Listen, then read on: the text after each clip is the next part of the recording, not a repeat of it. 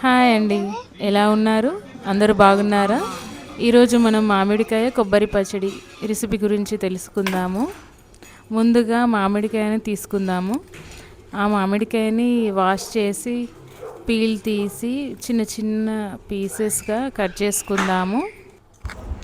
చిన్న చిన్న పీసులు ఎందుకు అనంటే మిక్సీలో తొందర మెదగడానికి మనం చిన్న పీసులుగా కడిగేసుకోవాలి.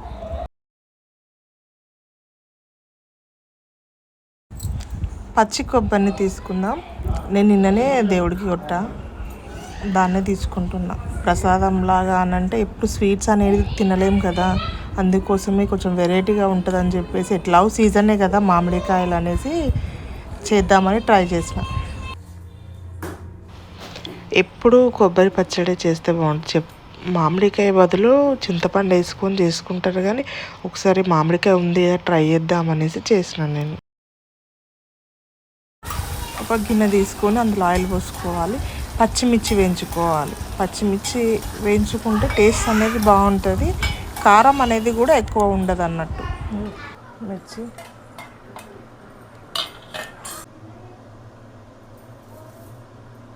మనం వేయించుకున్న పచ్చిమిర్చిని మిక్సీకి వేసేద్దాం. పచ్చిమిర్చి వేయాలి, అందులో ఎల్లిగడ్డ, జీలకర్ర కూడా మనం పొట్టు తీసుకున్న ఎల్లిపాయలని వేసేసుకుందాం.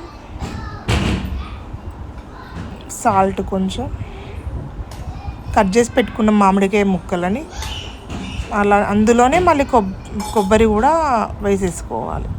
అది మీ చాయిస్, వేయించుకుంటే వేయించుకోవచ్చు, లేదు అని అంటే లేదు.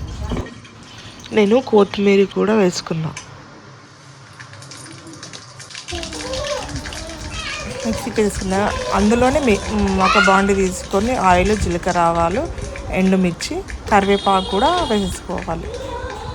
పసుపు కొద్దిగా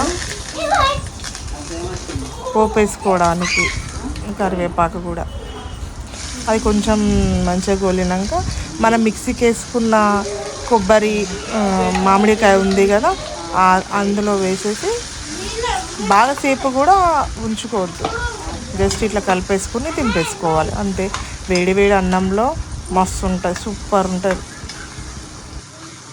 ఈ వీడియో కనుక మీకు నచ్చితే లైక్ అండ్ షేర్, సబ్స్క్రైబ్ కూడా చేసుకోండి. ఓకే, మళ్ళీ ఉంటా మరో వీడియో.